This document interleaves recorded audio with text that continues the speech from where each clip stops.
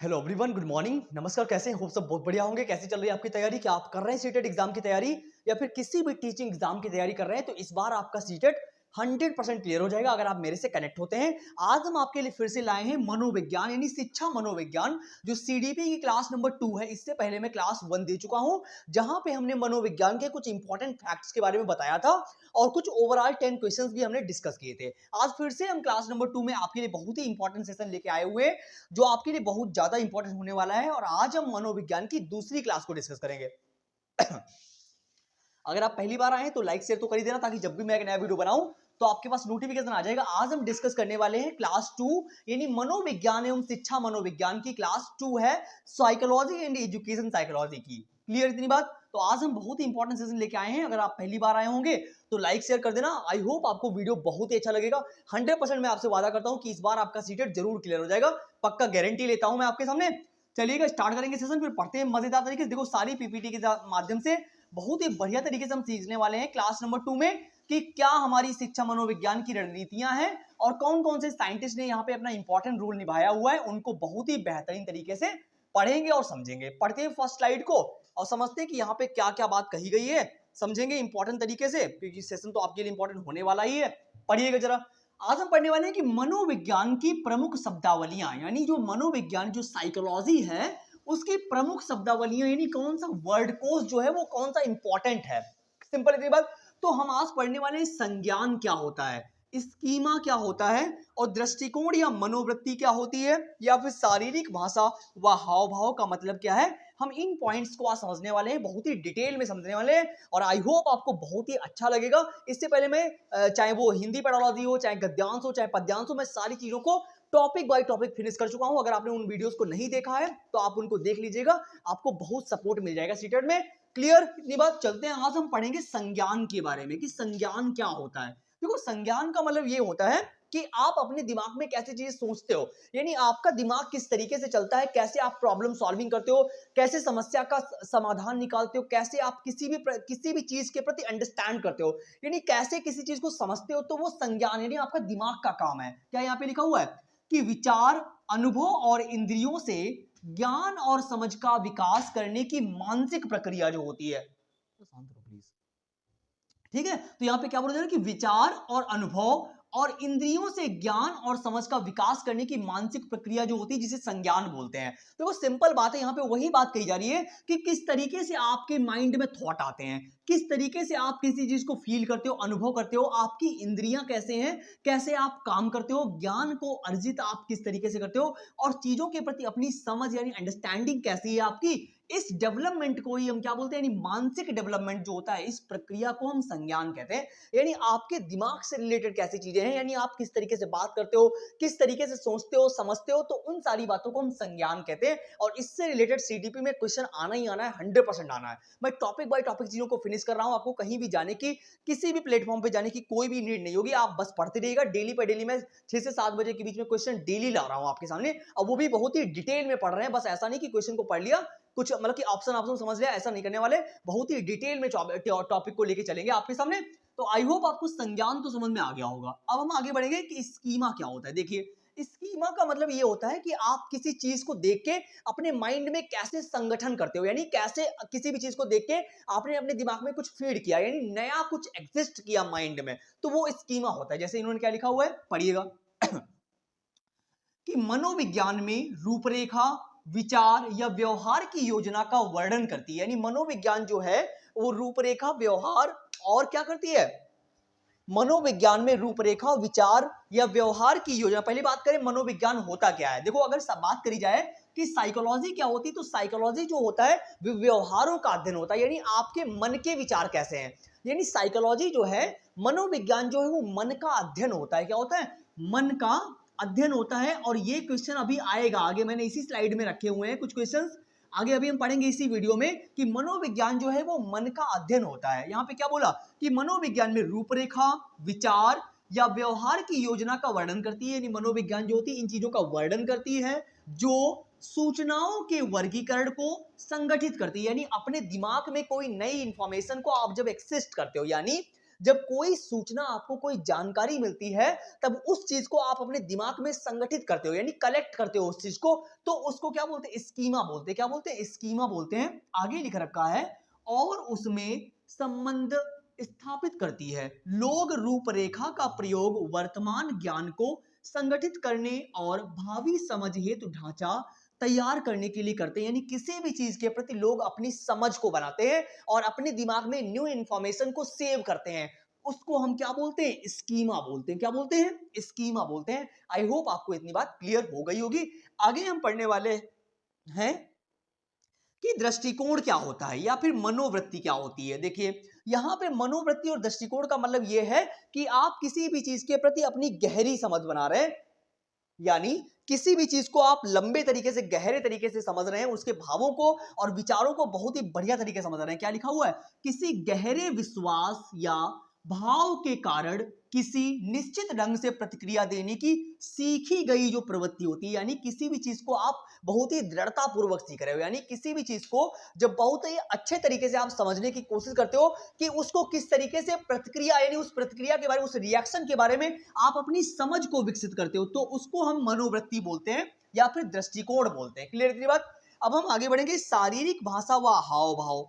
शारीरिक भाषा और हाव भाव का मतलब क्या है, इसको पढ़ लेते हैं, थोड़ा सा समझते हैं कि शारीरिक भाषा और हाव भाव का मतलब क्या है। ये संप्रेषण के निश्चित तरीके होते हैं। संप्रेषण का मतलब क्या होता है?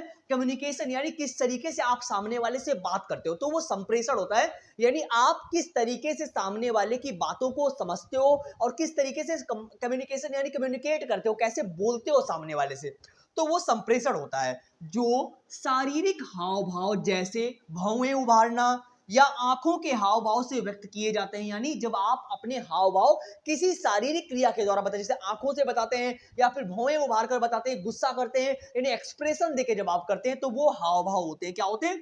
हाव भाव। आई होप आपको संज्ञान का मतलब समझ में आ गया होगा। स्कीमा का मतलब समझ में आ गया होगा कि न्यू इंफॉर्मेशन को कलेक्ट करना स्कीमा होता है।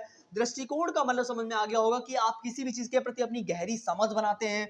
शारीरिक प्रतिक्रिया का मतलब यानी शरीर के द्वारा आप कोई रिएक्शन यानी एक्सप्रेशन देते हैं, तो उसको शारीरिक भाषा का हाव भाव बोलते हैं। तो आई होप आपको ये शब्दावलियां तो समझ में आ गई होंगी। तो अब हम थोड़ा सा आगे बढ़ जाते हैं।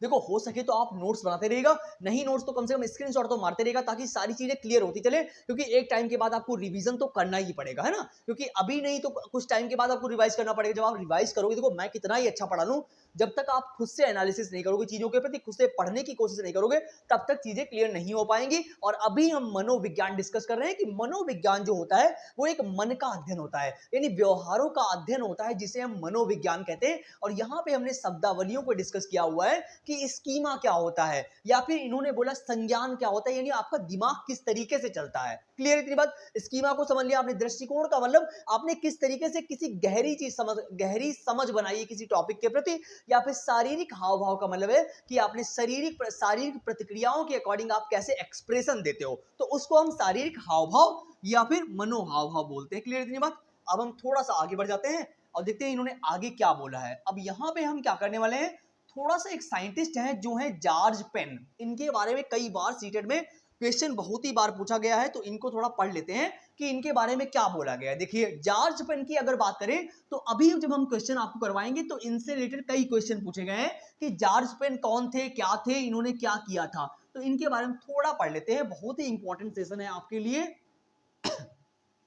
आई होप सेशन आपको अच्छा लग रहा हो, तो प्लीज लाइक शेयर तो कर ही देना यार, ताकि जब भी मैं एक नया वीडियो बनाऊं तो आपके पास नोटिफिकेशन आ जाए। क्लियर इतनी बात? चलिए पढ़ते हैं क्या लिखा हुआ है जॉर्ज पेन के बारे में, कि शैक्षिक समाजशास्त्र का पिता माना जाता है। यानी शैक्षिक समाजशास्त्र जो होती है उसका पिता यानी फादर कौन है? जॉर्ज पेन है। यानी शैक्षिक समाजशास्त्र के फादर की बात करी जाए तो वो जॉर्ज पेन है। आगे बोला गया है कि शिक्षा मनोविज्ञान का जनक होने के का श्रेय जो होता है, यानी शिक्षा मनोविज्ञान के जनक अलग है और शैक्षिक समाजशास्त्र के पिता अलग हैं। यानी यहाँ पे हर एक के लिए अलग अलग पॉइंट दिए गए हैं कि अगर आपसे क्वेश्चन पूछा जाएगा कि शिक्षा मनोविज्ञान का जनक कौन है या किसको श्रेय जाता है, तो वो कौन है?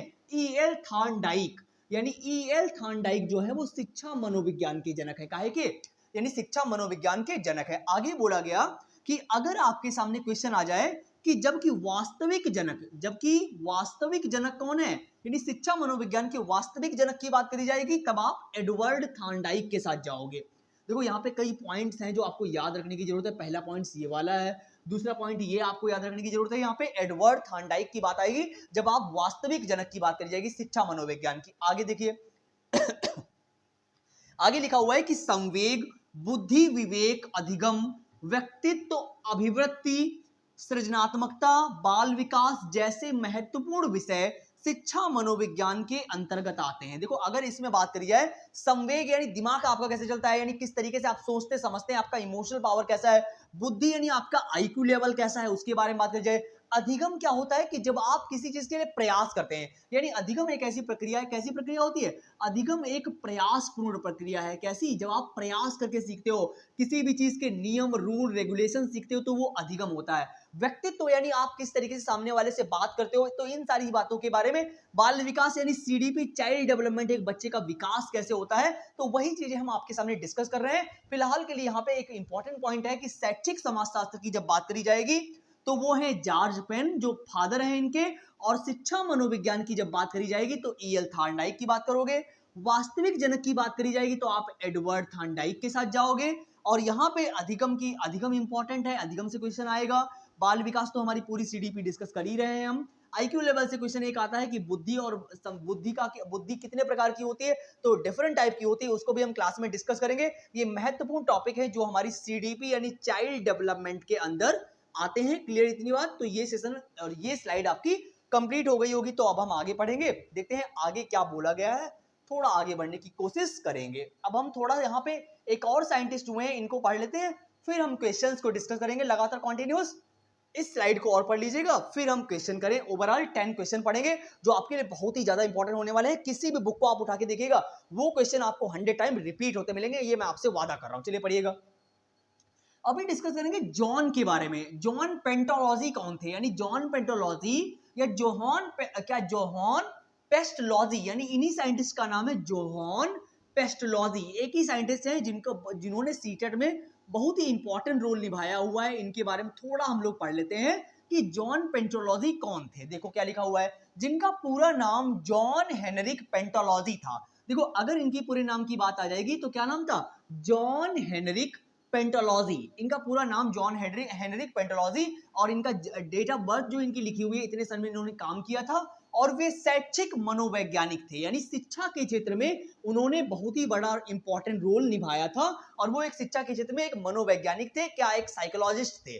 आगे लिखा हुआ है कि जिन्होंने शिक्षण विधियों को विद्यार्थी स्वरूप बनाने पर जोर दिया, यानी शिक्षण विधियां यानी टीचिंग लेसन प्लान्स जो होते हैं, यानी लेसन प्लान जो होते हैं, उन्होंने कहा कि वो विद्यार्थी के अनुरूप होने चाहिए, यानी जैसा विद्यार्थी होगा आपको उस अकॉर्डिंग उसको लेसन प्लान के अकॉर्डिंग टीचिंग मेथड जो है प्रोवाइड करना है। मैं आपको सिंपल बात बता रहा हूं कि बहुत ही कंपटीशन बढ़ रहा है लेवल में, और आपको वही है कि आपको करेक्ट गाइडेंस की जरूरत है। इतने लोग फेल हो रहे हैं, जबकि इतनी गाइडेंस यूट्यूब पे मिल रही है, इतनी ऑनलाइन एजुकेशन मिलने के बावजूद भी इतने लोग फेल हो रहे हैं। जब दिसंबर में पेपर हुआ था तो 20 लाख लोगों ने फॉर्म डाला था, उसमें से 17 लाख लोग जो थे वो पेपर देने के लिए 17 लाख लोग जो थे वो पेपर देने के लिए सेंटर पे गए थे। क्लियर इतनी बात, 17 लाख लोग जो थे वो पेपर देने के लिए सेंटर पे पहुंचे, लेकिन उसमें से पास केवल कितने हुए हैं, 3 लाख लोग जो है वो पास हुए। कितने लोग पास हुए हैं, 3 लाख लोग जो है पास हुए हैं। यानी 20 लाख लोगों ने फॉर्म डाला था और 17 लाख लोग जो थे वो पेपर देने के लिए सेंटर पे गए, लेकिन 3 लाख लोग जो है वो पास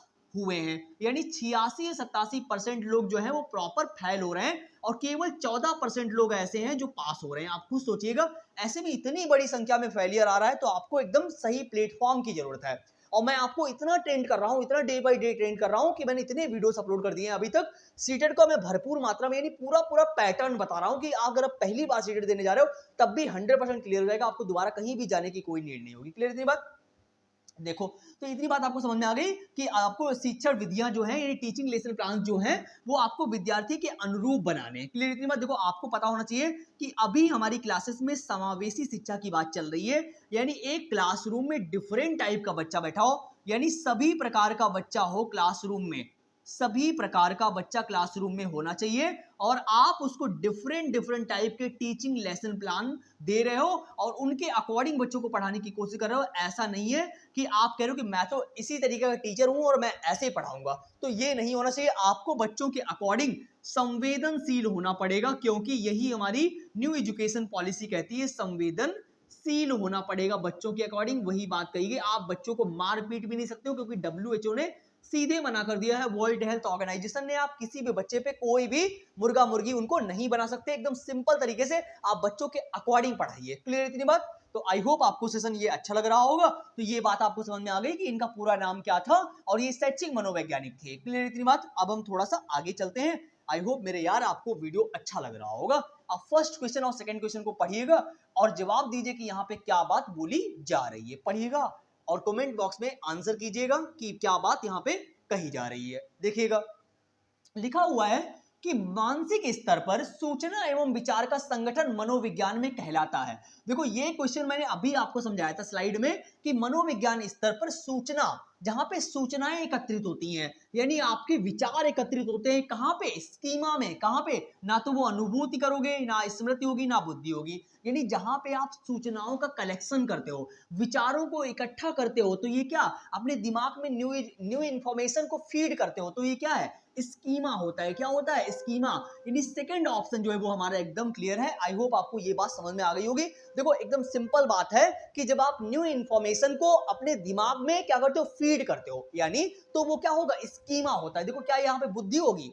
बुद्धि की बात करी जा रही है यहाँ पे। बुद्धि में आप सेव करते हो क्या? स्मृति में आप दिमाग में लाते हो, क्या करते हो? अनुभूति कर रहे हो? नहीं, यहाँ पे विचार को और क्या कह रहे हैं कि सूचना को संगठित करने की बात हो रही, तो वो आप कलेक्ट किस में करते हो? स्कीमा में करते हो। क्लियर इतनी बात? तो फर्स्ट क्वेश्चन आपको अच्छा लगा होगा।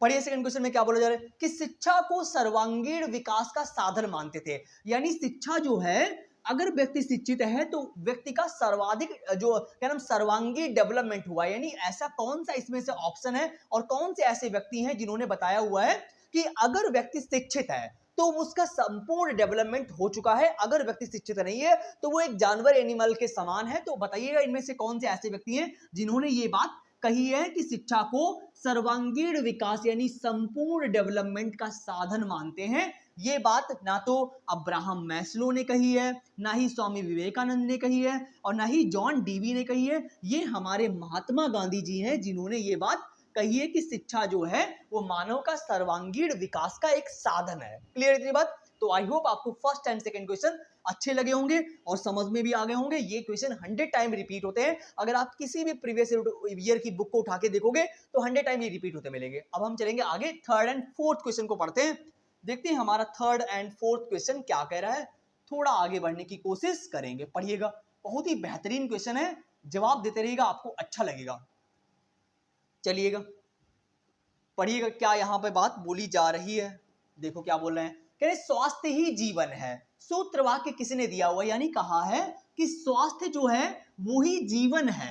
सूत्र वाक्य किसने दिया है? कौन से ऐसे वैज्ञानिक हैं, यानी कौन से यहाँ पे कौन है, कौन से व्यक्ति ऐसे हैं? क्या वो अरस्तु हैं, क्या वो सुकरात हैं, क्या वो प्लेटो हैं, या वो मैकेनियम है? कौन से ऐसे वैज्ञानिक हैं जिन्होंने बताया हुआ है कि जो है कौन से, जिन्होंने कहा है कि स्वास्थ्य ही जीवन है?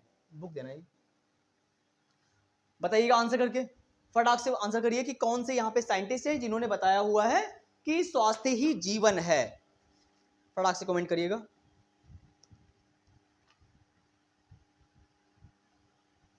देखो बेटा, ना तो यहाँ पे बात करी, देखो ना तो यहाँ पे अरस्तु ने ये बात कही है, ना तो प्लेटो ने बात करी है और ना ही मैकेनियम ने बात करी है इसकी। तो स्वास्थ्य ही जीवन बताया है सक्रेटिस ने, यानी सुकरात जी ने बताया है। सुकरात के बारे में आपने पढ़ाई होगा क्लास 10 से, उनके बारे में कहानियां प्रचलित हुई हैं, वो जन्म से ही अंधे थे, उनकी बातें कही है ना। तो स्वास्थ्य ही जीवन है ये बताया है सुकरात ने, ना कि अरस्तु ने बताया हुआ है और ना ही कि प्लेटो ने बताया हुआ है, ना ही मैकेनियम ने बताया हुआ है। अब पढ़िए फोर्थ क्वेश्चन को और जवाब दीजिए कि यहाँ पे किसकी बात करी जा रही है कि मनुष्य एक सामाजिक प्राणी है। किसका कथन है? कमेंट करिए फटाफट कि मनुष्य एक सामाजिक सोशल प्राणी है जो समाज में रह के सीखता है, यानी अनुकरण करके सीखता है। देखो अगर बात करी जाए समाज की, तो समाज के बारे में एक साइंटिस्ट हुए हैं जो हमारे रचनाकार हुए हैं, वाइगॉत्स्की। कौन? वाइगॉत्स्की नाम के एक साइंटिस्ट है जो बहुत ही रचनाकार हैं, यानी रचनाकार हैं और जिन्होंने CDP में बहुत ही इंपॉर्टेंट रोल निभाया हुआ है, जिनका सिद्धांत है सामाजिक सांस्कृतिक सिद्धांत यानी कल्चरल टूल को उन्होंने बहुत इंपॉर्टेंट रोल निभाया हुआ है। फिलहाल के लिए आप इस क्वेश्चन का आंसर बताइएगा कि जो है मनुष्य एक सामाजिक प्राणी है, ये बात किसने कही है, मुझे बताइएगा फटाक से कि मनुष्य एक सामाजिक प्राणी है, ये किसने कहा है, फटाक से कमेंट करिएगा।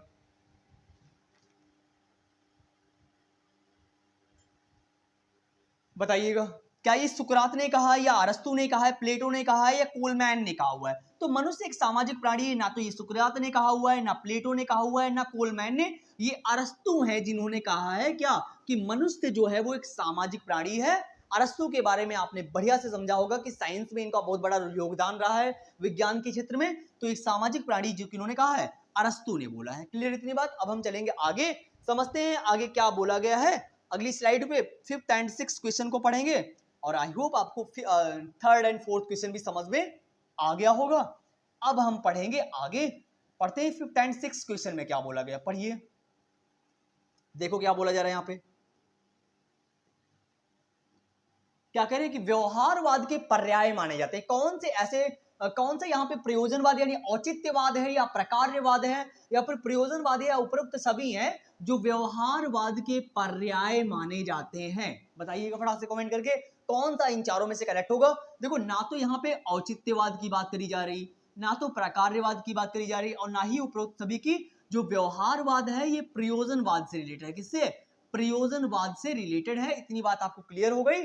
तो ये सारे के सारे ऑफिशियल आंसर किए बेटा भाई, मैं अपने पास से कुछ भी आपको नहीं बता रहा हूं, सारे के सारे ऑप्शन में ऑफिशियल आंसर किए। क्लियर। अब आगे बढ़ते समझते हैं कि आगे पॉइंट में इन्होंने क्या बोला है कि ज्ञान के बजाय कर्म पर जोर देने वाला मनोवैज्ञानिक स्कूल कौन सा है। यानी आपके नॉलेज की बजाय यानी कर्म पर ध्यान दिया गया है, यानी कर्म पर जोर देने वाला मनोवैज्ञानिक स्कूल कौन सा है। यानी स्कूल कौन सा है, कौन सा, क्या वो अस्तित्ववाद है, व्यवहारवाद है, मनोविश्लेषणात्मकवाद है या फिर आदर्शवाद। देखो ना तो यहाँ पे अस्तित्ववाद की बात करी जाएगी, ना मनोविश्लेषणवाद की, ना ही आदर्शवाद की। तो यहाँ पे व्यवहारवाद की बात करी जा रही। किसकी? व्यवहारवाद की बात करी जा रही। तो 6th क्वेश्चन का बी ऑप्शन जो है वो एकदम क्लियर है। अब हम चलते हैं आगे, 7th and 8th क्वेश्चन को डिस्कस करेंगे। देखते हैं 7th and 8th क्वेश्चन में क्या बोला गया है। पढ़िएगा और जवाब दीजिए फटाक से कि 7 क्वेश्चन में क्या बोला जा रहा है। देखो कह रहे कि मनोविज्ञान की पहली प्रयोगशाला निम्नलिखित में से किस मनोवैज्ञानिक द्वारा स्थापित की गई। यानी निम्नलिखित मनोविज्ञान यानी साइकोलॉजी की पहली लैबोरेटरी यानी लैब जो थी, प्रयोगशाला जहां पे एक्सपेरिमेंट किया, जहां पे एक्सपेरिमेंट डिफरेंट टाइप के किए जा रहे थे, तो निम्नलिखित में से किस मनोवैज्ञानिक द्वारा स्थापित की गई थी। बताइए, क्या वो विलियम वुंट थे, विलियम स्टर्न थे, विलियम जेम्स थे या विलियम जोन्स थे। कौन से ऐसे साइंटिस्ट हैं जिन्होंने मनोविज्ञान की पहली प्रयोगशाला के बारे में बताया था या उसके बारे में पता लगाया था। बताइएगा फटाक से आंसर कमेंट बॉक्स में करिएगा कौन से ऐसे साइंटिस्ट हैं। देखो यहाँ पे ना तो विलियम स्टर्न की बात करी जाएगी, ना ही विलियम जेम्स की बात करी जाएगी और ना ही विलियम जोन्स की बात। तो ये विलहेम वोंट नाम के साइंटिस्ट है जिन्होंने लेबोरेटरी के बारे में लेबोरेटरी स्थापित की थी। पहली बार लेबोरेटरी मनोवैज्ञानिक, पहले मनोवैज्ञानिक ये हैं जिन्होंने लेबोरेटरी लैब को स्थापित किया था सबसे पहली बार। क्लियर। तो 7 क्वेश्चन आपको समझ में आ गया होगा। अब देखो पहला क्वेश्चन, ये 8वां क्वेश्चन जो दिया हुआ है, सबसे पहली स्लाइड में मैंने क्लियर किया था कि मनोविज्ञान किसका अध्ययन माना जाता है। यानी मनोविज्ञान साइकोलॉजी जो है वो किसका अध्ययन है। क्या वो मन का अध्ययन है, आत्मा का अध्ययन है, हृदय का अध्ययन है या अचेतन का अध्ययन है। कमेंट बॉक्स में कमेंट करिए फटाक से कि यहाँ पे कौन सा ऑप्शन करेक्ट है कि मनोविज्ञान किसका अध्ययन माना जाता है। तो मैंने अभी तक आपको बढ़िया से बता रखा है कि मनोविज्ञान व्यवहारों का अध्ययन है, यानी आपके मन का अध्ययन है। कैसे? मन का, यानी माइंड का। तो फर्स्ट ऑप्शन जो है वो एकदम क्लियर है हमारा। तो ए ऑप्शन के साथ में हम चले जाएंगे। आई होप आपको 8th क्वेश्चन भी समझ में आ गया होगा। बहुत ही इंपॉर्टेंट सेशन है आपके लिए, इतनी बात तो आपको क्लियर हो ही गई होगी। अब हम चलते हैं आगे, देखते हैं 9th and 10th क्वेश्चन हमारा क्या कह रहा है। थोड़ा सा आगे बढ़ने की कोशिश करेंगे, पढ़िएगा आगे 9th और 10th क्वेश्चन। ये हमारी लास्ट स्लाइड है, इसके बाद आप बताइएगा सेशन आपको कैसा लगा कमेंट बॉक्स में। पढ़िएगा फटाक से और जवाब दीजिए कमेंट बॉक्स में। देखो क्या बोल रहे हैं यहाँ पे, कह रहे हैं कि क्या लिखा हुआ है, गेस्टाल्ट सिद्धांत की अवधारणा, यानी एक सिद्धांत, एक प्रिंसिपल की बात करिए। अरे गेस्टाल्ट सिद्धांत की अवधारणा है कि तत्वों को स्वरूप के अनुसार समूह में रखना चाहिए, या सिद्धांत किसका है? आप मुझे बताइए। तत्व यानी एलिमेंट की बात करी जा रही है। अच्छा, एलिमेंट क्या होता है बताओगे? तत्व क्या होता है? Element is a pure substance, it can not be divided into any simpler part, है ना, विदाउट चेंज इट्स कैरेक्टरिस्टिक्स, यानी उसके किसी भी प्रॉपर्टी को चेंज किए बिना आप उसमें परिवर्तन नहीं कर सकते हो, उसको डिवाइड नहीं कर सकते हो। तो एलिमेंट की बात तो ये हो गई। यानी गेस्टाल्ट सिद्धांत की अवधारणा है कि तत्वों को स्वरूप के अनुसार समूह में रखना चाहिए। बिल्कुल सही बात है। यह सिद्धांत निकटता का सिद्धांत है, या सादगी का सिद्धांत है, या समाप्ति का? तो ये समानता का सिद्धांत है। कैसा? समानता का सिद्धांत है। ऑप्शन नंबर बी जो है वो एकदम क्लियर है हमारा। अब हम चलेंगे आगे, पढ़ते हैं क्वेश्चन नंबर 10 को। देखते हैं यहाँ पे क्या बात करी जा रही है कि वैज्ञानिक मनोविज्ञान का जनक कौन है? बताइए फटाक से कि वैज्ञानिक मनोविज्ञान, देखो यहाँ पे कई सारे, देखो अभी हम डिस्कस कर रहे हैं आपके सामने मनोविज्ञान के बारे में कि साइकोलॉजी क्या होती है। तो डिफरेंट टाइप की साइकोलॉजी, यानी वैज्ञानिक साइकोलॉजी, शैक्षिक मनोविज्ञान, यानी शिक्षा मनोविज्ञान, वास्तविक मनोविज्ञान, तो सबको आपको पढ़ना है ना। तो मैं इसीलिए सबको डिटेल में पढ़ा रहा हूँ, तो आपको आराम से पढ़ते रहिए मजे से। बताइए वैज्ञानिक मनोविज्ञान का जनक कौन है? फटाक से कमेंट बॉक्स में कि वैज्ञानिक मनोविज्ञान का जनक कौन है? फटाक से कमेंट बॉक्स में बताइएगा हमें। चलिए देखो, अगर वैज्ञानिक मनोविज्ञान की बात करिए तो यहाँ पे ना तो विलियम जोन्स है, ना ही विलियम जेम्स है, और ना ही सिगमंड फ्रायड है। तो यहाँ पे विलियम वुंट जो है वही मनोविज्ञान है, किसके? वैज्ञानिक मनोविज्ञान के फादर हैं। तो आई होप आपको सेशन अच्छा लगा होगा। तो ए ऑप्शन जो है वो हमारा एकदम क्लियर है। इतनी बात। चलिए अब हम थोड़ा सा आगे बढ़ जाते हैं। फिलहाल के लिए तो ये हमारी लास्ट स्लाइड थी। सेशन आपको कैसा लगा वो आप कमेंट बॉक्स में जरूर बता के जाइएगा। आउट ऑफ 10 आपने कितने सही किए वो आप कमेंट बॉक्स में जरूर बता के जाइएगा। कहीं पर भी आपको डाउट रह गया हो तो वो मुझे बताइए, मैं उस क्वेश्चन को फिर से नेक्स्ट वीडियो में उठा लूंगा। आउट ऑफ 10 आपने कितने सही किए, सेशन आपको कैसा लगा वो आप लाइक शेयर तो कर ही देना, ताकि जब भी मैं एक नया वीडियो बनाऊं तो आपके पास नोटिफिकेशन आ जाए। फिलहाल के लिए मिलते हैं एक नई वीडियो में नई आशा और उम्मीद के साथ में। हम तो आपसे पूरी तरीके से जुड़ने के लिए रेडी बैठे हैं। बस आप कमेंट करिए कि आपको किस टॉपिक पे वीडियो चाहिए, मैं उसी टॉपिक पे आज ही वीडियो बनाने की कोशिश करूंगा 110%। क्लियर इतनी बात? चलते हुए मिलेंगे।